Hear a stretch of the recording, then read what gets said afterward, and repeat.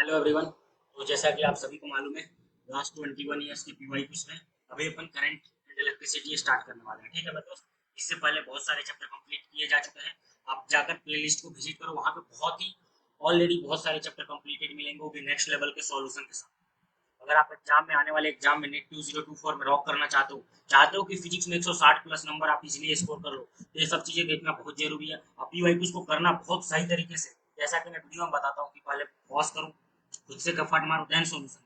अगर इस चीजों को फॉलो करते हो, तुम्हारे लिए 160 प्लस स्कोर करना बहुत ही आसान हो जाएगा, क्योंकि ऑलरेडी तुम्हें मालूम है मोर देन 80% क्वेश्चन, आपके एग्जाम में एवरी ईयर पीवाईक्यू से आता है।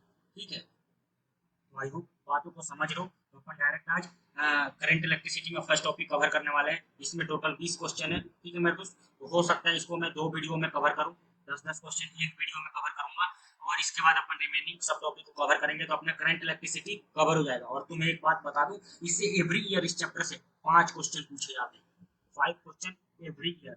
यानी कि आप आने वाले समय में 2024 में मान सकते हो कि आपके एग्जाम में 20 मार्क्स का क्वेश्चन सिर्फ एक ही चैप्टर से मिले, करंट इलेक्ट्रिसिटी से। और ऐसा ये सिर्फ करंट इलेक्ट्रिसिटी से नहीं पूछते, ऐसे करंट इलेक्ट्रिसिटी के अलावा इलेक्ट्रोस्टैटिक है जो ऑलरेडी कंप्लीट हो चुका है, उससे भी 5 क्वेश्चन पूछते हैं। मॉडर्न फिजिक्स, जिससे तो मेरे दोस्त 5 से 6 क्वेश्चन फिक्स है, किसी किसी ईयर में 6 क्वेश्चन पूछे गए। समझ में आ रहा है, यानी कि 20 से 24 मार्क्स इससे मॉडर्न फिजिक्स से आने वाले। तो ये मेरे दोस्त ये 3 चैप्टर के करने के बाद ही तुम्हें 60 प्लस मार्क्स स्कोर कर पाओगे, इजीली आपके एग्जाम में मिलेगा। ये कब आप सही तरीके से कर पाओगे, जब आपके सामने हर एक क्वेश्चन अच्छे तरीके से समझ लिए हो और आपके सामने डिस्कस हुआ। रट्टा नहीं मारना पीवाई, उसका समझना है। तो आपको देखना आने वाले समय में आपके मॉक टेस्ट भी होंगे, उसमें भी आपका स्कोर इंप्रूव होगा, क्योंकि क्वेश्चन इसी बेस पे बनाए जाएंगे। समझ में आ रहा है? तो अपन बढ़ते हैं आज के फर्स्ट क्वेश्चन की तरफ। रेजिस्टेंस एंड ओम्स लॉ का फर्स्ट सब टॉपिक के साथ। ये देखो फर्स्ट सब टॉपिक कवर करने वाले, इसमें टोटल 20 क्वेश्चन है। ठीक है मेरे दोस्त, तो बढ़ते हैं आज के फर्स्ट क्वेश्चन की तरफ। ठीक है, क्वेश्चन नंबर फर्स्ट आपके स्क्रीन पे आ चुका है। तो अगर आपने खुद से ट्राई नहीं किया तो एक बार वीडियो को पॉज करो, ट्राई करो। मैं नहीं बोलता पेन और पेपर पे करो, माइंड में जरूर करो एटलीस्ट, फिर अपन सोल्यूशन। क्वेश्चन क्या बोलता है, the resistance of each arm of a Wheatstone bridge is 10 ohm. अच्छा, resistance of 10 ohm is connected in series with a galvanometer, then the equivalent resistance across the battery will be. यानी कि question समझ रहा है, question बोल रहा है, समझो ऐसे। व्हीट स्टोन ब्रिज बनाने आता है ना, जस्ट वही, इस पॉइंट को बोलते हैं सी। ठीक है मेरे दोस्त,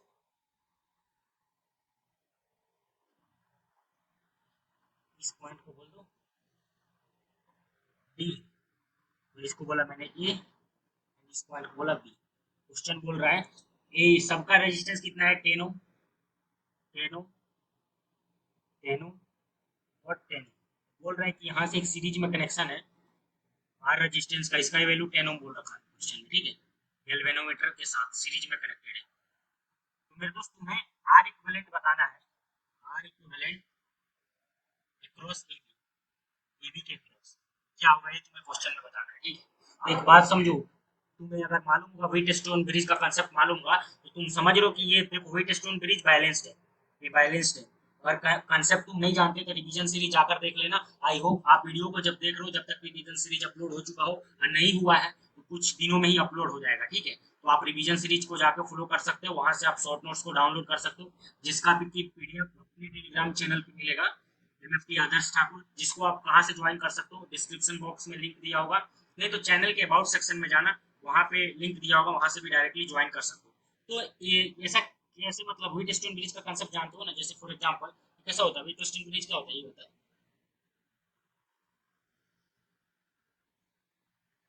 ये पॉइंट सी होगा, ये पॉइंट डी हो गया। ठीक है मेरे दोस्त, ऐसे ही सिमिलर इधर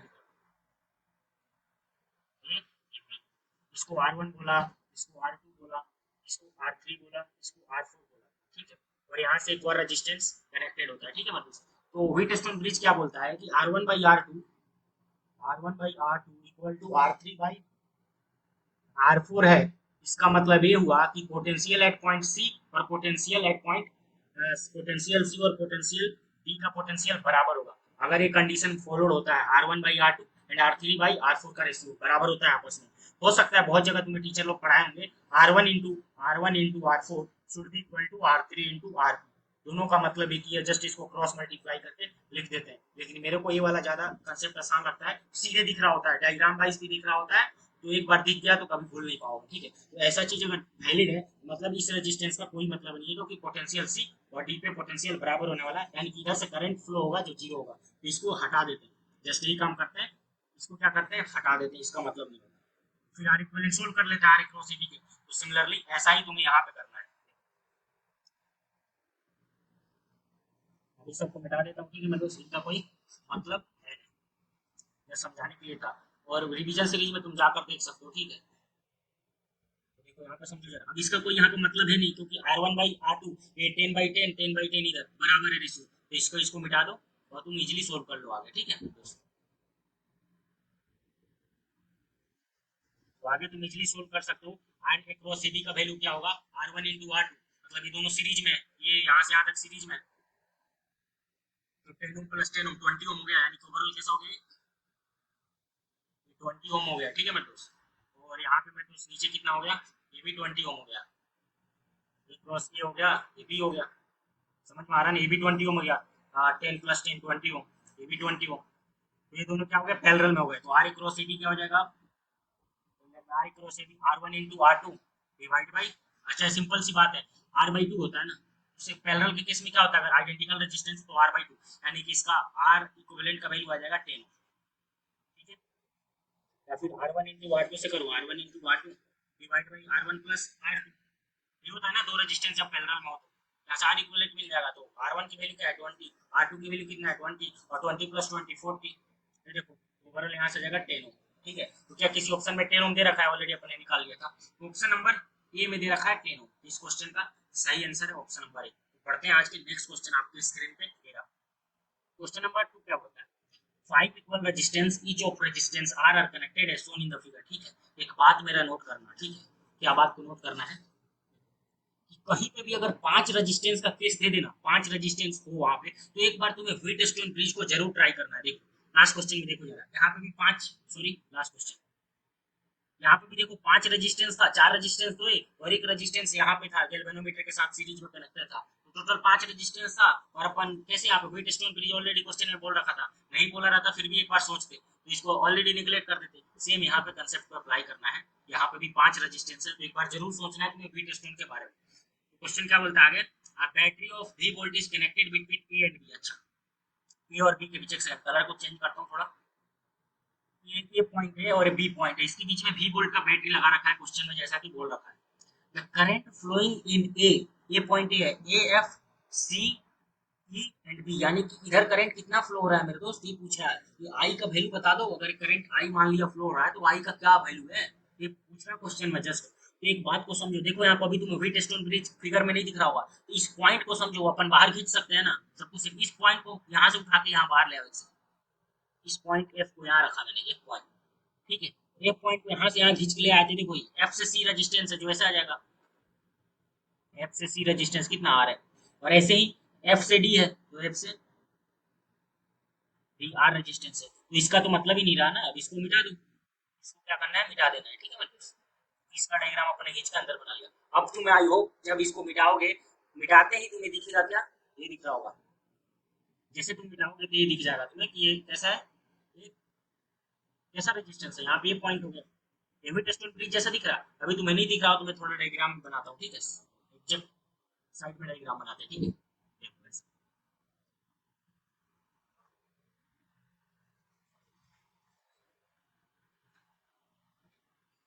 एक सेकंड डायग्राम को अच्छे से बनाते हैं, बनेगा सही से।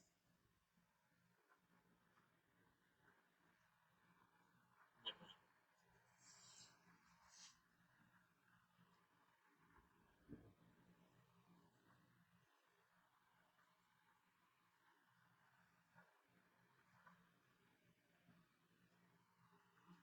समझो, इस पॉइंट यहाँ पे बोल रखा है, ये एफ पॉइंट है, एफ, ऐसे सिमिलरली ये पॉइंट बी है, ये पॉइंट बी है, ये पॉइंट कैसा है, ई है, ई पॉइंट है, और ये जो पॉइंट है एफ पॉइंट है, और ये पॉइंट कितना है बेटो, एफ हो गया, सॉरी एक सेकंड, एक सेकंड, ये पॉइंट सी है, डी है,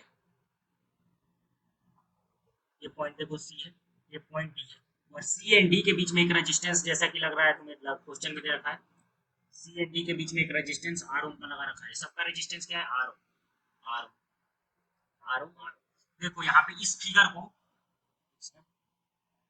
ये कौन सा, ये वाला रेजिस्टेंस सी एंड डी के बीच में रेजिस्टेंस लगा ना, यही सी एंड डी के बीच में यहाँ पे रेजिस्टेंस लगा। तो इस फिगर को तुम्हें समझाने के लिए ऐसा यहाँ पे बना दिया गया। ऑलरेडी आई होप तुम समझ पा रहे होंगे। जैसा कि मैं एक पॉइंट को उठा के बाहर की तरफ रख दिया, जस्ट डायग्राम में यही किया और कुछ नहीं। एक पॉइंट यहाँ पे था ना, इसको उठा के बाहर की तरफ खींच लिया, तो ऐसा डायग्राम बनता है। तो देखो यहाँ पे क्या है, व्हीटस्टोन ब्रिज बैलेंस्ड है। देखो यहाँ पे R one by R two, जिसको मैं आर वन बोलता हूँ, आर टू है, तो R by R equal to R by R हो रहा है ना। यहाँ से क्या 1:1 मिल रहा है, तो इसका मतलब ये वाले रेजिस्टेंस का कोई मतलब नहीं है। समझ में आ रही बात? तो इसका मतलब हुआ इस वाले रेजिस्टेंस को आप नेग्लेक्ट कर सकते हो। यहाँ से तुम इजिली अब क्या निकाल सकते हो? R equivalent. यहाँ से तुम इजिली आर इक्विवेलेंट निकाल सकते हो। तो यहाँ पे अब ए और बी के बीच में बता रखा था क्वेश्चन में, वी वोल्ट का बैटरी लगा रखा है, ठीक है मेरे दोस्त, वी वोल्ट का बैटरी लगा रखा है। समझ में आ रहा? वी वोल्ट का यानी ओवरऑल इसमें करंट कितना फ्लो होगा, इसमें करंट कितना फ्लो होगा, V by R equivalent, V by R equivalent. अब चूंकि मालूम है इस सीरीज में है, तो आर आर टू आर और नीचे का टू आर पैरेलल पैरेलल में है क्या मेरे दोस्त, आइडेंटिकल है, तो टू आर बाई टू से डिवाइड कर देंगे तो आर आ जाएगा। यानी कि वी बाई आर क्या होगा, आई, ये जो करंट ये ओवरऑल फ्लो हो रहा है। अब तुम्हें मालूम है यहाँ पे आई वन जाएगा और इधर की तरफ आई टू जाएगा। अब तुम्हें आई वन आई टू आपस में आइडेंटिकल है, क्योंकि इधर का भी रेजिस्टेंस बराबर है और इधर का भी रेजिस्टेंस बराबर है। तो यहाँ पे मेरे दोस्त कितना आई वन की वैल्यू क्या होगी, तुम्हें मालूम है, I one plus I two किसके बराबर होगा, ये I one plus I two total I के बराबर होगा, क्योंकि आई तो फ्लो रहा है, ये आई करंट ही तो यहाँ से आई वन और आई टू में बट रहा है। और चूंकि तुम्हें मालूम है आई वन और आई टू भी बराबर होगा, तो two I one equal to I, I one की वैल्यू यहाँ से क्या आ जाएगा मेरे दोस्त, आई वन की वैल्यू हो जाएगा आई बाई टू। तुम्हें मालूम है आई की वैल्यू क्या दे रखा है क्वेश्चन में, क्वेश्चन में आई की वैल्यू यहाँ से वी बाई आर है, तो V by two R I one की वैल्यू हो जाएगा। ठीक है मेरे दोस्त, जो कि आई वन तुम्हें क्वेश्चन में पूछ रखा था। तो वी बाई टू आर क्या दे रखा है किसी ऑप्शन में, तो ऑप्शन नंबर सी देखो इस क्वेश्चन के लिए सही आंसर है। तो आई होप तुम्हें समझ में आया हो सॉल्यूशन। क्वेश्चन टफ नहीं था, फिगर से तुम्हें समझना जरूरी था। ऑलरेडी मैंने इसका कंसेप्ट बता दिया है, नोट करके रख लेना। कभी भी 5 रेजिस्टेंस तुम्हें दिखे तो एक बार टेस्टिंग का कंसेप्ट जरूर अप्लाई करना। ठीक है, तो बढ़ते हैं अपन नेक्स्ट क्वेश्चन की तरफ। ठीक है, क्लियर है ना? क्वेश्चन नंबर थर्ड आपके स्क्रीन पे आ गया। क्वेश्चन नंबर थर्ड क्या बोलता है, resistance L each of R1 when connected in parallel give an equivalent resistance of R1। समझ में आ रहा क्वेश्चन का बोला, क्वेश्चन बोल रहा है यहाँ पे देखो, R1 रेजिस्टेंस, ठीक है, R1 का रेजिस्टेंस ऐसे ही सो वन रेजिस्टेंस मेरे दोस्त R1 का ऐसे पैरेलल में कनेक्शन है, पैरेलल में कनेक्टेड है। ठीक है मेरे दोस्त, ऐसे ही पैरेलल में यहाँ पे कनेक्टेड है R1 का, कितने टोटल n रेजिस्टेंस है, ऐसे n रेजिस्टेंस है। तो यहाँ पे R इक्विवेलेंट कितना होगा मेरे दोस्त, R इक्विवेलेंट होगा, अब तुम्हें R इक्विवेलेंट का फार्मूला मालूम है, अगर n number of identical R ओम का रेजिस्टेंस पैरेलल में कनेक्टेड है तो उसका इक्विवेलेंट रेजिस्टेंस कितना होता है, R बाई n। यानी कि टोटल रेजिस्टेंस सिंगल रेजिस्टेंस की कितनी वैल्यू है, उसको n से डिवाइड कर देते हैं। ये नहीं जानते हो तो जाकर देखना, रिवीजन सीरीज में फार्मूला बता रखा है। और अभी हो सकता है अभी तक वीडियो आ गया हो जब तुम देख रहे हो सकता है अगर तुम करंट देख रहे हो तो अभी वीडियो अपलोड नहीं हुआ होगा, तो आने वाले समय में कुछ दिन बाद अपलोड हो जाएगा। ठीक है, क्योंकि अभी मैंने बनाया नहीं है रिवीजन सीरीज वाला वीडियो। ठीक है, बहुत टाइम लगता है मेरे दोस्त, अकेले सब कुछ हैंडल करना होता है कॉलेज के साथ, तो आसान नहीं होता मेरे दोस्त। ठीक है, यहाँ पे आर इक्विवेलेंट का तुम्हारे सामने वैल्यू बोल रखा है क्या, आर ओम है, यानी कि सीरीज में जो आर इक्विवेलेंट अपन निकाल रहे हैं ना, इसका वैल्यू तुम्हें आर बोल रखा है, तो यहाँ से स्मॉल आर की वैल्यू क्या होगा मेरे दोस्त, एन टाइम्स ऑफ आर होगा। ये जो स्मॉल एन है, एन इससे मल्टीप्लाई हो जाएगा, तो आर की वैल्यू यहाँ से क्या आई मेरे दोस्त, n into r। इक्वेशन 1 बोल दो इसको, तो सब पूछ कर रखा है आगे बढ़ो। If this resistance were connected in series, the combination would have a resistance in ohm equal to। अच्छा, बोल रहा है कि सेम जो पैरेलल में कनेक्ट किया अपन ने ऐसे ही सीरीज में कनेक्ट करें, ये r सो वन। ठीक है मेरे, सो ऐसे करते करते n नंबर ऑफ रेजिस्टेंस है। ठीक है, n नंबर ऑफ रेजिस्टेंस है, तो सीरीज में r इक्विवेलेंट क्या होता है मेरे दोस्त, मालूम है ना, r plus r so one up to कितना मेरे दोस्त, n टाइम्स ऑफ कितने तक, n तक। तो इसको कैसे लिखेंगे, n into R, R equivalent क्या होगा सीरीज के केस में, n इंटू आर होगा ना। तो यहाँ पे मेरे दोस्त क्या होगा, r को स्मॉल r को वैल्यू यहाँ से रिप्लेस कर दो। अब चूंकि तुम्हें मालूम है कोई सा भी ऑप्शन स्मॉल r के फॉर्म में नहीं दे रखा, तो स्मॉल r की वैल्यू जो इक्वेशन 1 में है उससे रिप्लेस करके लिखेंगे n इंटू, अब स्मॉल r की वैल्यू मेरे दोस्त इक्वेशन नंबर 1 से क्या लिखेंगे, n इंटू कैपिटल आर। यहाँ से मेरे दोस्त क्या आता है, n का स्क्वायर इंटू आर। क्या ऐसा कोई ऑप्शन में दे रखा है सीरीज की किसमें n square times capital R, ठीक है, तो ऐसा ऑप्शन नंबर ए में दे रखा है। इस क्वेश्चन का करेक्ट आंसर है ऑप्शन नंबर ए। तो बढ़ते हैं आज के नेक्स्ट क्वेश्चन की तरफ। क्वेश्चन नंबर फोर्थ आपके स्क्रीन पे। क्वेश्चन नंबर फोर्थ क्या बोलता है, आई होप अगर आपने ट्राई कर लिया हो तो सॉल्यूशन देखते हैं। क्वेश्चन नंबर 4 बोलता है electric resistance of a certain wire of iron is R if its length and radius both are double then. पहले क्वेश्चन समझ में आया क्या बोलता है। क्वेश्चन बोलता है electric resistance of certain wire, मान लो एक कोई वायर है, ठीक है, मैं तो इसका जो रेजिस्टेंस है उसकी वैल्यू बोल रखा है आर। मान लो इसकी अपन एज्यूम करते हैं लेंथ एल रहा होगा, क्रॉस सेक्शन एरिया वायर का ए रहा होगा, समझ में आ रहा है। If its length and radius are double, अच्छा बोलता है कि नेक्स्ट केस में लेंथ 12 हो जाता है, ठीक है, लेंथ 12 हो जाता है एंड रेडियस आर डबल, यानी कि एरिया ऑफ क्रॉस सेक्शन क्या होता है, एरिया ऑफ क्रॉस सेक्शन होता है पाई आर स्क्वायर। तो अगर रेडियस को डबल कर दिया, 2 टाइम्स रेडियस कर दिया, यहाँ पे रेडियस आर था, आर से 2 आर कर दिया, तो क्रॉस सेक्शन एरिया क्या हो जाएगा, ए से 4 ए हो जाएगा। यहाँ पे क्रॉस सेक्शन हो जाएगा मेरे दोस्त एरिया 4 ए, 4 ए क्रॉस सेक्शन एरिया हो जाएगा, क्योंकि पाई आर स्क्वायर रेडियस का स्क्वायर है, तो लेंथ 12 हो गया, क्रॉस सेक्शन एरिया 4 ए हो गया। आगे पूछता है question the resistance will double and the specific resistance will be half, यानी कि अब रेजिस्टेंस पे कमेंट करना है। इसका रेजिस्टेंस बोल रखा है आर है, तो इसका मान लेते हैं अपन आर डैश होगा, तो आर डैश की वैल्यू आर के टर्म्स में क्या रहा होगा ये तो हमें निकालना पड़ेगा, और रेजिस्टिविटी के ऊपर भी कमेंट करना है। तो पहले अपन रेजिस्टिविटी को समझ लेते हैं। रेजिस्टेंस क्या होता है, रो एल बाई ए, ये होता है ना रेजिस्टेंस। तो ये मेरे दोस्त इसी को रेजिस्टिविटी बोलते हैं या फिर स्पेसिफिक रेजिस्टेंस बोलता है। तो एक बात को समझो, ये जो रो होता है ना, ये मेरे दोस्त मटेरियल की प्रॉपर्टी है, कैसा मटेरियल की प्रॉपर्टी है। मटेरियल की प्रॉपर्टी से बहुत लोगों को समझ में नहीं आ रहा होगा मेरे दोस्त, बहुत लोगों को मटेरियल की प्रॉपर्टी से समझ में नहीं आ रहा होगा, तो एक बात को समझो, मटेरियल का प्रॉपर्टी का मतलब ये हुआ अगर रॉड जो वायर है कॉपर का रहा तो उसके लिए हर समय रेजिस्टिविटी सेम रहेगा, ठीक है, क्योंकि ये देखो मेरे दोस्त ये क्या है कि ये लेंथ 12 हुआ, कौन सा वायर है, वायर थोड़ी ना चेंज हुआ, वायर जिस मटेरियल का कॉपर का बना था उसी वायर को अब लेंथ 12 कर देते हैं, क्रॉस सेक्शन एरिया ए से 4 हो गया। लेकिन क्या मटेरियल चेंज की है, क्या है क्वेश्चन में बोल रखा है कि कॉपर से टंजस्टन कर दिए या फिर कॉपर से एल्युमिनियम का वायर ले लिया, नहीं बोल रखा ना। तो रेजिस्टिविटी या फिर स्पेसिफिक रेजिस्टेंस मटेरियल का प्रॉपर्टी होता है, चेंज नहीं होने वाला है, तो इसलिए always remains the same in such type of cases, जब तक मटेरियल चेंज ना हो, ठीक है। तो ऐसा समझ में आ गया ना कि रो की वैल्यू सेम रहने वाला है, इसमें चेंज नहीं होगा। अब रेजिस्टेंस पे बात करते हैं, ठीक है। तो आर डैश की वैल्यू क्या होगी या फिर आर प्राइम की वैल्यू क्या होगी, ठीक है। तो ये देखो जब रेजिस्टेंस की वैल्यू क्या था रो एल बाई ए, तो एल यहाँ पे क्या था 2 एल, ठीक है ना। क्रॉस सेक्शन का एरिया कितना हो गया मेरे दोस्त 4 ए, यहाँ से देखो रो एल बाई ए इनटू का 1/2, ये समझो 2 से 2 जब निपटाओगे तो नीचे 2 आएगा डिनोमिनेटर में। रो एल बाई क्या था यहाँ पे आर था, आर की वैल्यू क्या होगा मेरे दोस्त जो क्वेश्चन में दे रखा था रो एल बाई ए, यहाँ पे लेंथ एल माना था, क्रॉस सेक्शन एरिया है, यहाँ से आर की वैल्यू, ठीक है, यहाँ से आर प्राइम की वैल्यू क्या आई मेरे दोस्त आर बाई 2।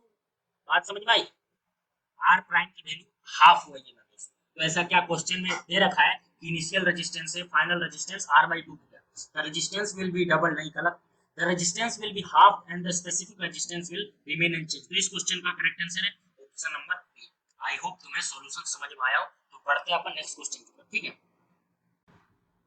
क्वेश्चन नंबर 5 आपके स्क्रीन पे आ गया। आई होप वीडियो को पॉज करके आप खुद से ट्राई कर लियो। ये देखो 2004 का ही क्वेश्चन देखो, कितने एक ही टॉपिक से कितने बार सेम टॉपिक से ही करंट इलेक्ट्रिसिटी में देख लो 2004 में कितने क्वेश्चन पूछा। ये भी क्वेश्चन 2004 का था, लास्ट वाला किए थे ये भी 2004 का था, ये देखो ये भी 2004 का था, 2004 के ही मेरे दोस्त देखो ये भी 2004 का था। चार क्वेश्चन तो अभी अपने सामने मेरे दोस्त 2004 के तुम्हारे सामने पूछ लियो, समझ में आ रही, एक ही टॉपिक से भी करंट इलेक्ट्रिसिटी में, सोच लो कितना इंपॉर्टेंट चैप्टर है। क्वेश्चन बोलता है a 6-volt battery is connected to the terminals of a 3-meter long wire of uniform thickness and resistance 10 ohm। अच्छा क्वेश्चन बोल रखा है मान लो एक वायर है, ठीक है मेरे दोस्त, वायर वायर की लेंथ दे रखा है 3 मीटर, एल की वैल्यू 3 मीटर है, ठीक है मेरे दोस्त, और इसके अक्रॉस 6 वोल्ट का बैटरी लगा रखा है, ठीक है मेरे दोस्त, ऐसा क्वेश्चन में बोल रखा है, ठीक, यहाँ तक एग्री करते हो, ठीक है। अब जो बोलता है ये वायर का रेजिस्टेंस भी दे रखा है 100 ओम है, ठीक है, 100 ओम है, ठीक है, ये दे रखा है and the difference of potential between 2 points on the wire separated by a distance of 50 centimetre. अच्छा क्वेश्चन बोल रहा है कि लेंथ वायर का टोटल 3 मीटर है, तो किसी भी दो पॉइंट पे हो सकता है, पॉइंट ए रहो, मैंने मान रहा हूँ ये पॉइंट ए है, ये पॉइंट बी है, ठीक है, तो ए और बी का बीच में 50 सेंटीमीटर लेंथ है, ठीक है, मतलब इसका लेंथ 50 सेंटीमीटर, तो potential difference across A B, ये क्वेश्चन में पूछ रहा है, यही पूछ रहा ना पास, क्वेश्चन में पूछ रहा है कि potential difference across A B बता दो, किसी भी दो पॉइंट के बीच में जो 3 मीटर का लेंथ है जिसके बीच का सेपरेशन 50 सेंटीमीटर है उसके बीच का पोटेंशियल डिफरेंस क्या होगा ये पूछ रहा हूँ। समझ में आ रहा है? एक पॉइंट बी पॉइंट कहीं पे भी तुम मान सकते हो, मैंने जस्ट समझाने के लिए लिया है, बाकी देखो तुम्हारे लिए मान लेता हूँ मैं आसान तरीके से। समझो, अब मैं एक पॉइंट यहाँ पे एक मान लेता हूँ, ये पॉइंट ये रहा स्टार्टिंग में, और पॉइंट बी ये रहा, और ए बी के बीच का सेपरेशन कितना, 50 सेंटीमीटर, जैसा कि क्वेश्चन में बोल रखा था 50 सेंटीमीटर। तो मुझे बताना है पोटेंशियल अक्रॉस ए बी कितना होगा। समझ में आ रहा है? देखो इसको करने के दो तरीके हो सकते हैं, एक तो नॉर्मल प्रोसीजरल क्वेश्चन करो जो कि टाइम लगेगा मेरे दोस्त, उसको मैं फर्स्ट अप्रोच के बाद बताऊंगा, एक स्मार्ट तरीका बताऊंगा। समझ में आ रहा है? बिल्कुल स्मार्ट बंदा कैसे करेगा, ठीक है। तो यहाँ पे क्वेश्चन में क्या बोल रखा था कि सब कुछ यूनिफॉर्म है, यूनिफॉर्म थिकनेस है, यानी कि ऐसा नहीं है कि वायर कहीं पे मोटा है कहीं पे पतला है। हालांकि तुम्हें डायग्राम में उतना सही दिख नहीं रहा हो, क्योंकि मेरे दोस्त लिखने में स्टाइलिश फिसलता है, और मैं भी मेरे दोस्त ऐसा नहीं है कि मैं बहुत सालों से लिख रहा हूँ इस पे, उतना भी प्रैक्टिस हुआ नहीं, तो तुम्हें हो सकता है डायग्राम में नहीं दिखता हो, लेकिन यूनिफॉर्म थिकनेस है, इसका मतलब ये हुआ कि देखो, यानी यहाँ पे 3 मीटर का लेंथ है ना, तो 3 मीटर के लेंथ के क्रॉस कितना पोटेंशियल डिफरेंस है, 6 वोल्ट का। 3 मीटर का लेंथ है, उसके क्रॉस क्वेश्चन में क्या बोल रखा है, टोटल ए डी पॉइंट है, ए से डी के बीच में पोटेंशियल डिफरेंस कितना है, 6 वोल्ट, यानी कि 3 मीटर लेंथ में 6 वोल्ट का पोटेंशियल डिफरेंस है। तो अब यहाँ से बताओ नॉर्मल मैथमेटिक्स से, 1 मीटर के अक्रॉस कितना पोटेंशियल डिफरेंस आएगा, 2 वोल्ट आएगा। ये 3 से दोनों साइड डिवाइड कर देंगे तो इधर 1 मीटर हो जाएगा, इधर 2 वोल्ट हो जाएगा, तो 1 मीटर के क्रॉस 2 वोल्ट का पोटेंशियल डिफरेंस आता है। अब मेरे दोस्त 1 मीटर में कितने सेंटीमीटर होता है, 100 सेंटीमीटर होता है, ठीक है। 1 मीटर को सेंटीमीटर में लिख दो, 100 सेंटीमीटर के क्रॉस बोलो या 1 मीटर के क्रॉस कितना पोटेंशियल डिफरेंस, 2 वोल्ट का पोटेंशियल डिफरेंस। अब मेरे दोस्त इसको दोनों साइड 2 से डिवाइड कर दो, 2 से डिवाइड कर सकते हो ना, ये तो एग्री करते हो, तो 50 सेंटीमीटर के क्रॉस कितना पोटेंशियल डिफरेंस आ जाएगा, 1 वोल्ट का पोटेंशियल डिफरेंस आ जाएगा। क्या किसी ऑप्शन में 1 वोल्ट दे रखा है, तो इस क्वेश्चन का वही करेक्ट आंसर है। तो ऑप्शन नंबर देखो सी में 1 वोल्ट दे रखा है। देखो कितना जल्दी आ गया इस तरीके से करने से। और तुम्हें बताता हूँ नॉर्मल ऐसे करते तो मैथमेटिकली कैसे आता, जो जनरल फिजिक्स को जो हम जानते हैं नॉर्मल बंदे की तरह करते हैं, जो अपने कंसेप्ट सीख रखा है। तो देखो पहले अपन को यहाँ पे आई निकालना पड़ता है, करंट फ्लोइंग। अब करंट फ्लोइंग कैसे निकालते, तुम्हें रेजिस्टेंस दे रखा था, तो 6 से और 100 से डिवाइड कर देते, तो टोटल यहाँ पे करंट कितना फ्लो होता है, इसका वैल्यू आ जाता 6 वोल्ट बाई 100 हो, ठीक है, क्योंकि इसका रेजिस्टेंस दे रखा था। अब तुम्हें क्या करना पड़ता, आर क्रॉस ए भी निकालना पड़ता, आर क्रॉस ए भी निकालना पड़ता, तो वो कैसे निकालते, रो एल बाई ए से, रो एल बाई ए से। और इसको निकालने के लिए आर बाई ए का रेशियो निकालना पड़ता है यहाँ से, रेजिस्टेंस जो कि गिवन था 100 हो, तो इसकी मदद से लेके रो एल बाई ए लगा के, एल की वैल्यू 3 मीटर दे रखा था, यहाँ से रो बाई ए का निकालते, जिसको यहाँ पे लाकर पुट करते, तो रेजिस्टेंस अक्रॉस ए भी मिलता, ठीक है मेरे दोस्त। फिर तुम्हें वोल्टेज के लिए क्या करना होता है, V equal to I R A B, समझ में आ रहा। तो पोटेंशियल अक्रॉस ए बी निकालने के लिए करंट का मल्टीप्लाई करते, जो कि करंट का value 6/100 ampere into R cross A B, जो कि आर की वैल्यू निकालते। समझ में आ रहा, ये सब करना पड़ता है तुम्हें। बताओ ये सबसे बच गए ना तुम। हालांकि बिल्कुल बेसिक है, करना कोई टफ बात नहीं है, लेकिन तुम्हें क्या होता है, बेसिक पूरा फॉलो करना पड़ता है। अगर तुम चाहते हो कराना तो मैं करा दूंगा, ठीक है। अगर तुम ठीक है, बहुत लोगों की इच्छा है तो करा देता हूँ, क्या दिक्कत है मेरे को, कोई दिक्कत नहीं है मेरे दोस्त, बस तुम्हें समझ में आनी चाहिए। मैं कराता हूँ, ठीक है, कोई बात नहीं। मैं इस क्वेश्चन को अब कराता हूँ, ठीक है, उस मेथड से भी कराता हूँ, ठीक है, समझो जो। बहुत बहुत लोग सोच रहे होंगे दोनों मेथड, क्योंकि सीखना जरूरी है, ये तो मैंने बता दिया, ठीक है। लेकिन हो सकता है फ्यूचर में ऐसे नहीं बने, इसको इस तरह थोड़ा अलग लेवल का पूछ ले, तो हो सकता है वो बिल्कुल तुम्हें क्लिक ही ना करे, तो जनरल मेथड तो तुम्हें आनी चाहिए ना, बस। अब वो समझो जरा, देखो।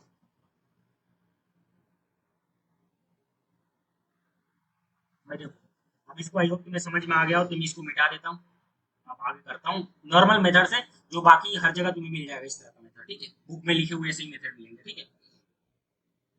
तो देखो, मेरे कहने का मतलब है तुम्हें आर क्रॉस ए बी, पहले बी क्रॉस ए बी निकालना है, पोटेंशियल क्रॉस ए बी। तो ये कैसे निकालूंगा, पहले तो मैं पता कर लूँ, करंट इसमें आई फ्लो कर रहा है, मैंने मान लिया, तो पोटेंशियल क्रॉस कितना होगा, current flowing into resistance. Potential क्या होता है मेरे दोस्त, आई इंटू आर होता है ना, पोटेंशियल क्या होता है, करंट इनटू रेजिस्टेंस। तो पोटेंशियल क्रॉस ए बी बताना, ये बता, ये पॉइंट ये रहा B point, potential cross A B क्या होगा, I into R A B, यही होगा ना, बस। अब मुझे यहाँ से आई की वैल्यू क्या होगा, आई करंट कितना फ्लो कर रहा है इसमें, टोटल रेजिस्टेंस कितना, 100 ओम दे रखा है वाई का, आर का रेजिस्टेंस कितना दे रखा है, वायर का 3 मीटर का जो लेंथ है उसका रेजिस्टेंस 100 ओम दे रखा है। तो यहाँ पे करंट कितना होगा मेरे दोस्त, टोटल वोल्टेज कितना है, 6 वोल्ट, 6/100। यहाँ से जैसे तुम लिखोगे तो पोटेंशियल अक्रॉस ए बी, आई की वैल्यू तो तुम्हें मिल गई 6/100, लेकिन आर क्रॉस ए बी क्या होगा, अब आर क्रॉस ए बी क्या होगा मेरे दोस्त, आर क्रॉस ए बी होगा रो एल। अब लेंथ कितना है क्रॉस ए बी, लेंथ कितना है 50 सेंटीमीटर, तो मीटर में क्या होगा मेरे दोस्त, 0.5 मीटर, ठीक है। Upon rho L by A. Area area कितना है मेरे दोस्त, ये मान लिया मैंने, क्रॉस सेक्शन एरिया ये रहा होगा वायर का, मैंने मान लिया, ठीक है मेरे दोस्त। तो आर क्रॉस ए बी हो गया। अब तुम्हें मालूम हो टोटल लेंथ का रेजिस्टेंस 100 ओम दे रखा है। टोटल लेंथ का रेजिस्टेंस आर की value across A and D, ये रहा, ये पॉइंट ए रहा, ये पॉइंट डी है। एडी के क्रॉस क्या होगा, रो एल, लेंथ की वैल्यू कितना दे रखा है मेरे दोस्त, 3 metre upon A cross section area A. और इसकी आर क्रॉस एडी की वैल्यू दे रखा है 100 ओम, ठीक है। तो यहाँ से रो बाई ए का वैल्यू मिल गया, यहाँ से rho by area of cross section का वैल्यू क्या हो गया, 100/3। समझ पा रहे हो, ये देखो इसको इक्वेशन 1 बोल दो। अब इसका वैल्यू जब तुम इसमें पुट कर दोगे, आर क्रॉस एबी का वैल्यू मिल जाएगा। आर क्रॉस एबी का वैल्यू क्या होगा मेरे दोस्त, ये देखो यहाँ से rho by A, rho by A into 0.5, ठीक है, ये होगा ना। तो समझो जरा, अब रो बाई ए का वैल्यू इक्वेशन नंबर 1 से पुट कर सकते हो, यहाँ से पुट कर सकते हो। रो बाई ए की वैल्यू क्या है मेरे दोस्त, 100/3 और इंटू का 0.5, ये 0.5 है, 0.5। आर क्रॉस एबी का वैल्यू कितना है मेरे दोस्त, 100/3 0.5, तो ऊपर का 50/3, 50/3 आया ना मेरे दोस्त, 50/3 ओम आर क्रॉस ए बी। तुम्हें क्या बताना था मेरे दोस्त, तुम्हें क्या बताना था, potential difference cross A B. Potential difference cross A B क्या होगा मेरे दोस्त, आई की वैल्यू कितना था, आई इंटू आर, आई की वैल्यू था 6/100 और आर क्रॉस ए बी का वैल्यू है 50/3, 50/3। तो 3 टू जा 6 और 2 इंटू 50 यानी कि 1 वोल्ट आ गया, 1 वोल्ट आ गया।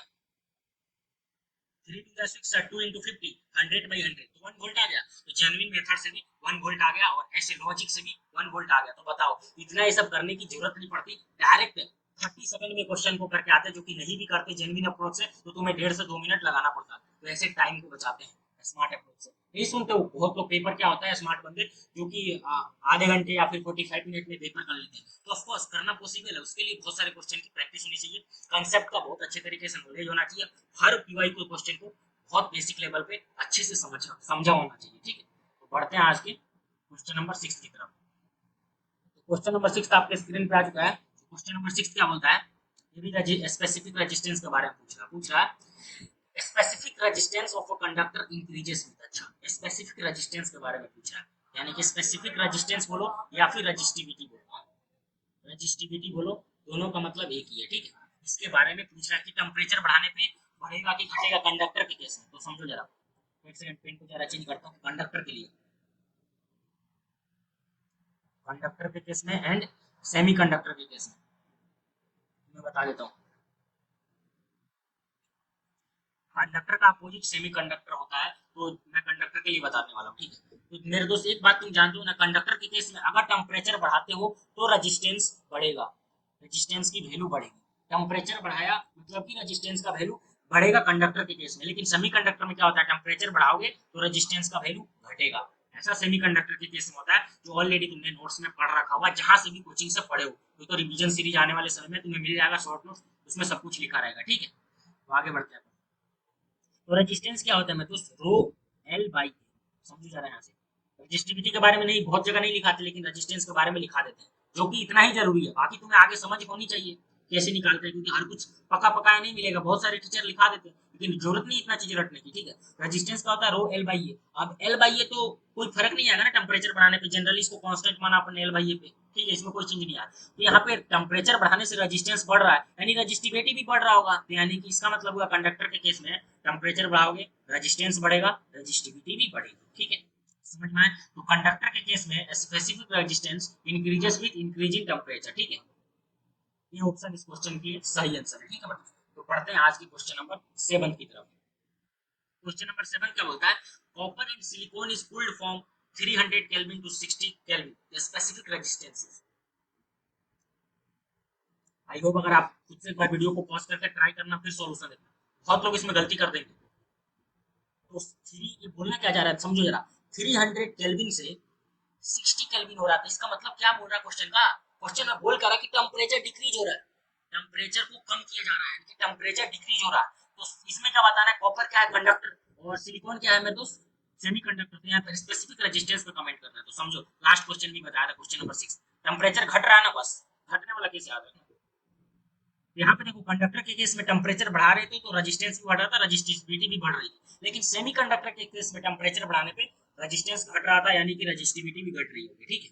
लेकिन यहाँ पे टेम्परेचर को घटाएंगे, ठीक है मेरे दोस्त, तो रजिस्टिविटी भी घटेगा कंडक्टर के केस में। अब बढ़ाने वाला तो केस समझ लिया, घटाने वाला डायरेक्ट डायरेक्टली प्रोपोर्शनल, टेम्परेचर घटाओगे रजिस्टिविटी भी घटेगा, रेजिस्टेंस भी घटेगा कंडक्टर के लिए, लेकिन सेमीकंडक्टर में अपोजिट होता है। ठीक, समझे यहाँ से?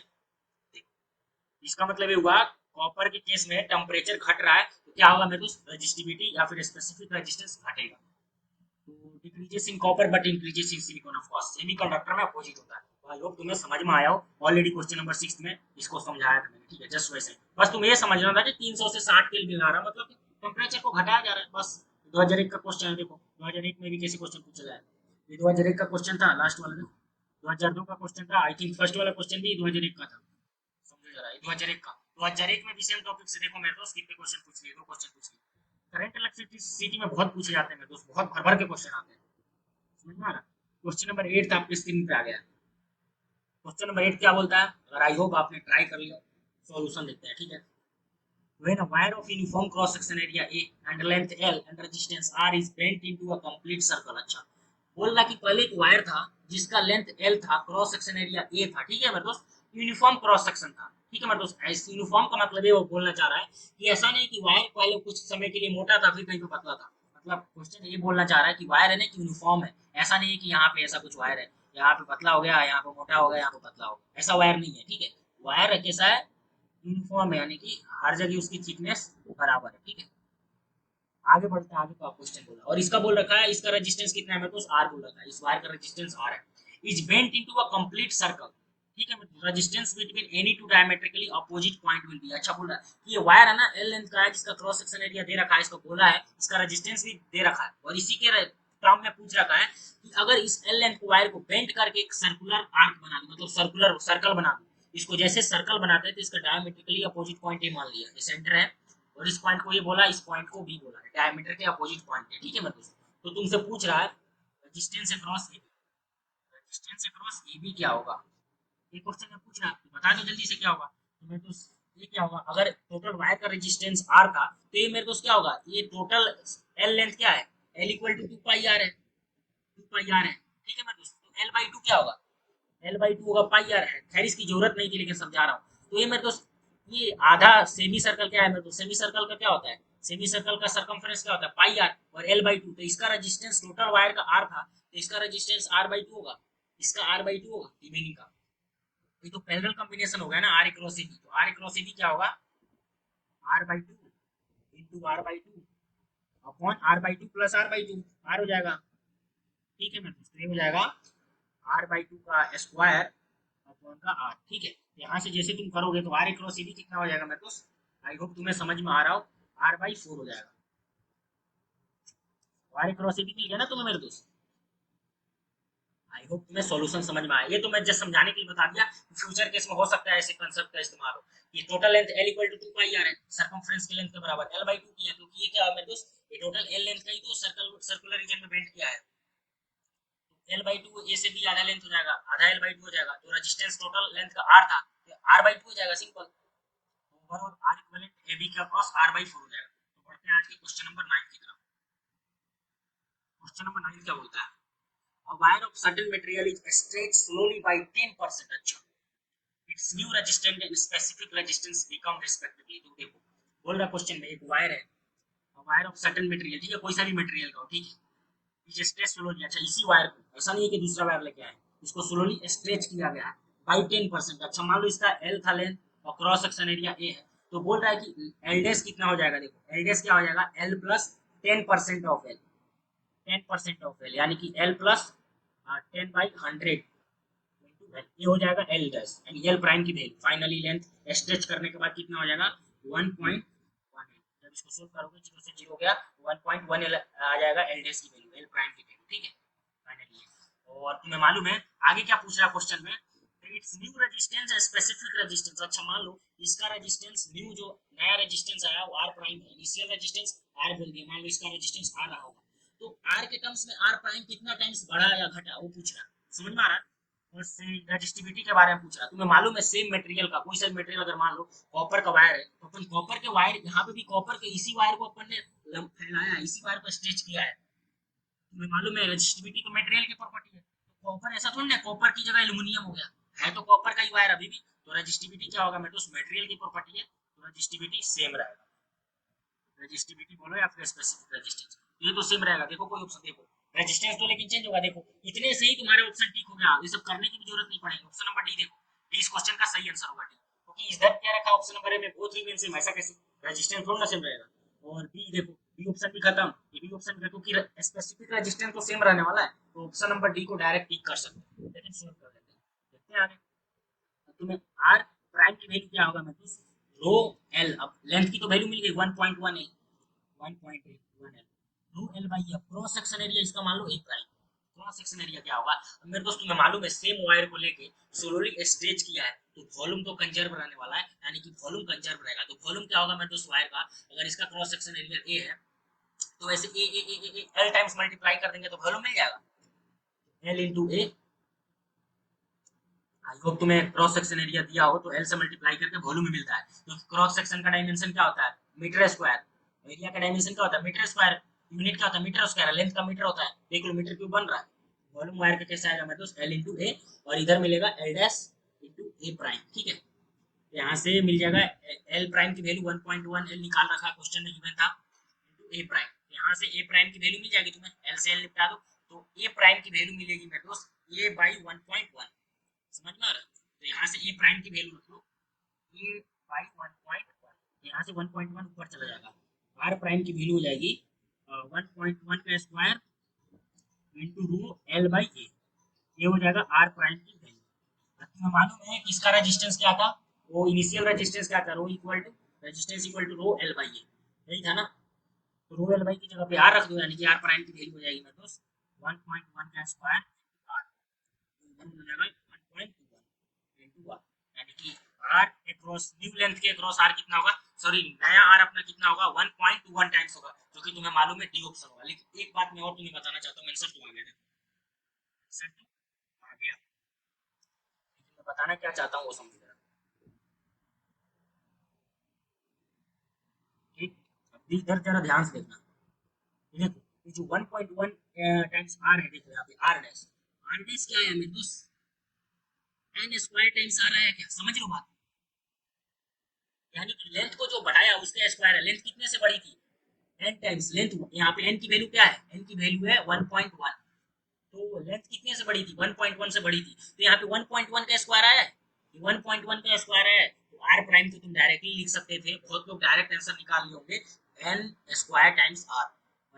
सोच रहे होंगे कि ये इतना टाइम क्यों लगा रहा है, डायरेक्टली क्यों नहीं करा दे, तो इसलिए जस्ट समझाने के लिए, ताकि हो सकता है फ्यूचर में या फिर देखोगे सिमिलर क्वेश्चन अगेन पूछे जाएंगे, ठीक है, तो डायरेक्टली वहां पे तुम एन स्क्वायर टाइम्स आर कर सकते हो। समझ में आ रहा है कहाँ से आया, तुम्हें समझ में आया, ये कब कर सकते हो, जब तुम्हें बोल रखा हो लेंथ के वायर को स्ट्रेच करना है, जब भी लगा सकते हो, हर जगह नहीं लगा सकते, इसके कुछ कंडीशन होते हैं। आप बहुत अगर अच्छा प्रॉब्लम लगाएगा तो वहां पे डायरेक्टली एन स्क्वायर नहीं कर पाओगे, इसलिए बेसिक तुम्हें आनी चाहिए। लेकिन जहां पे भी बोल दे कि सेम वायर है, सेम वायर को स्ट्रेच किया गया है, तो वॉल्यूम कंजर्व रहेगा, और सिर्फ लेंथ में वेरिएशन किया गया है, तो बस तुम डायरेक्टली आंसर इसी तरह से ला सकते हो, एन स्क्वायर टाइम्स आर कर देना, जहां पे भी सिर्फ लेंथ में चेंज दिखाया हो, ऐसा नहीं बोला हो कि क्रॉस सेक्शन एरिया में भी चेंज हुआ या फिर और भी चीजें चेंज हुई है, तो डायरेक्ट तुम कर सकते हो। तो पढ़ते हैं आज के क्वेश्चन नंबर 10 की तरफ, इस वीडियो का लास्ट क्वेश्चन है, फिर रिमेनिंग क्वेश्चन नेक्स्ट वीडियो में लेंगे, ठीक है। क्वेश्चन नंबर 10 आपके स्क्रीन पे आ गया है, आई होप अगर वीडियो को पॉज करके आपने ट्राई कर लिया हो तो सॉल्यूशन है। क्वेश्चन क्या बोलता है, student measure the terminal potential difference V of a cell of EMF E and internal resistance R as a function of the current flowing through it. The slope and intercept of the graph between potential and current then respectively equal to। Question बोल रहा है, बहुत पढ़ने में लंबा question है, लेकिन ठीक है, आई होप तुम बहुत लोगों को बन गया होगा, तो अच्छा ना होगा क्वेश्चन है। क्वेश्चन बोल रहा है कि एक सेल है, ठीक है, जिसका इंटरनल रेजिस्टेंस R है और EMF E है, ठीक है, मेरे दोस्त ये क्वेश्चन में दे रखा है, और इसके जो टर्मिनल पॉइंट है ना, मतलब इधर पॉइंट ए मान लो, इधर पॉइंट बी है, तो ये टर्मिनल जो पॉइंट है इसके बीच का पोटेंशियल बोल रखा है बी है, यानी कि बी ए बी का वैल्यू दे रखा है बी है, ठीक है मेरे दोस्त, पोटेंशियल बी है, ठीक है। अब मेरे दोस्त मैं शुरू हो जाता हूँ, इधर से मान लो ऐसे करंट फ्लो कर रहा होगा, हायर पोटेंशियल लोअर पोटेंशियल है, करंट मेरे दोस्त कैसा फ्लो कर रहा होगा, ऐसे आई करंट इधर बह रहा होगा, ऐसे आई हायर लोअर से हायर की पोटेंशियल की तरफ ऐसे करंट आ रहा होगा, तो मैं पोटेंशियल बी से लिखना शुरू करता हूँ, पोटेंशियल एट बी। अब मेरे दोस्त इस डायरेक्शन में मैं जा रहा हूँ, इस डायरेक्शन में लिख रहा हूँ, बी से ए की तरफ जा रहा हूँ, तो मेरे दोस्त तुम्हें मालूम है करंट का डायरेक्शन सेम है, जिस साइड करंट का डायरेक्शन है उधर ही अपन डायरेक्शन ले रहे हैं, तो मेरे दोस्त इसका मतलब हुआ जब पोटेंशियल ड्रॉप लिखेंगे ना, तो वी बी, एक सेकंड, इक्वल टू नहीं लिख रहा है, सॉरी, इसको ऐसे नहीं लिख रहे, अपन किधर से लिख रहे हैं, बी से लिख रहे हैं, ठीक है। तो पोटेंशियल एट बी माइनस का आई आर, क्योंकि अपन इसी डायरेक्शन में जा रहे हैं, बी से ए की तरफ जा रहे हैं, तो माइनस का आई आर, और करंट का डायरेक्शन भी सेम है, तो माइनस का आई आर, और प्लस माइनस से प्लस की तरफ जा रहा है, तो प्लस का ईएमएफ, प्लस का EMF equal to potential at A, potential at A. तो यहाँ से मेरे दोस्त क्या होगा, माइनस का I into R plus E M F equal to V A, minus का वी भी हो जाएगा, इधर भेज देंगे वी को, और तुम्हें मालूम है पोटेंशियल डिफरेंस ए बी के अक्रॉस बोल रखा है वी है, तो यहाँ पे लिख दोगे V equal to minus I R plus E M F, इसी को कंपेयर करना है मेरे दोस्त स्ट्रेट लाइन के इक्वेशन से y equal to M X plus C से। स्लोप इंटरसेप्ट फॉर्म तुम्हें मालूम होगा स्ट्रेट लाइन का, इसी तरह लिखा जाता है, तो इसे तुम्हें कंपैरिजन मार के स्लोप बताना है और इंटरसेप्ट बताना है। आई होप तुम्हें बेसिक मैथमेटिक्स आती हो, जहां से भी पढ़े हो, नहीं आती तो जाकर रिवाइज करो, ठीक है मेरे दोस्त। तो जैसा कि मैं बोल रखा था, रिस्पेक्टिवली बोल रखा था, तो पोटेंशियल को वाई एक्सिस पे रखना था और करंट को एक्स एक्सिस पे रखना था। तो आप पोटेंशियल को कैसे लिख सकते हो, इसको आप अनदर फॉर्म में लिखा, देखो वाई एक्सिस पे पोटेंशियल को रखा, ठीक है, तो तुम्हें रखना था एक्स एक्सिस को, किसको, करंट को रखना था, तो माइनस आर, यहाँ पे करंट लिखेंगे जो कि एक्स एक्सिस पे है, plus E M F C. तो इंटरसेप्ट क्या है मेरे दोस्त, सी की वैल्यू ई एम एफ है, यानी कि इंटरसेप्ट, इंटरसेप्ट की वैल्यू क्या आई मेरे दोस्त, इंटरसेप्ट की वैल्यू ई एम एफ हो गया, ठीक है। स्लोप एम का वैल्यू कितना है मेरे दोस्त, स्लोप का वैल्यू है minus R, minus R slope का वैल्यू। क्या पूछ रखा था, स्लोप इंटरसेप्ट पूछ रखा था ना, स्लोप एंड इंटरसेप्ट रिस्पेक्टिवली, ठीक है, ये पूछा था। तो स्लोप का वैल्यू क्या होगा, माइनस आर का स्लोप का value, minus R and intercept plus का ई, तो ऑप्शन नंबर सी इस क्वेश्चन के लिए करेक्ट आंसर, ठीक है मतलब। तो आई होप तुम्हें सॉल्यूशन समझ में आया हो और मजा आया हो सॉल्यूशन देखने में। तो मिलते हैं अपन नेक्स्ट वीडियो में, जब तक के लिए कीप लर्निंग कीप एक्सप्लोरिंग। और अगर तुम कुछ सजेशन देना चाहते हो या फिर वीडियो तुम्हें अच्छा लगता है तो जरूर लाइक करो, शेयर करो और कमेंट करो मेरे दोस्त, बहुत मोटिवेशन मिलता है आपके सिंगल कमेंट से, ठीक है। चैनल नया है तो आपका सपोर्ट बहुत जरूरी है, काफी एफर्ट लगता है मेरे दोस्त एक कंटेंट को आपके सामने लेकर आने में, ठीक है। अभी ये वीडियो शूट कर चुका था मैं, रिकॉर्डिंग ऑन करना भूल गया था, तो वापिस से मुझे सेम वीडियो को वापिस से शूट करना पड़ रहा है, ठीक है मेरे दोस्त। तो अपन मिलते हैं नेक्स्ट वीडियो में, जब तक के लिए keep learning keep exploring, see you in the next video, इसी के पार्ट 2 में मिलते हैं। इसके बाद करंट इलेक्ट्रिसिटी का एक सब टॉपिक कंप्लीट हो जाएगा, फिर नेक्स्ट में पढ़ेंगे, ठीक है।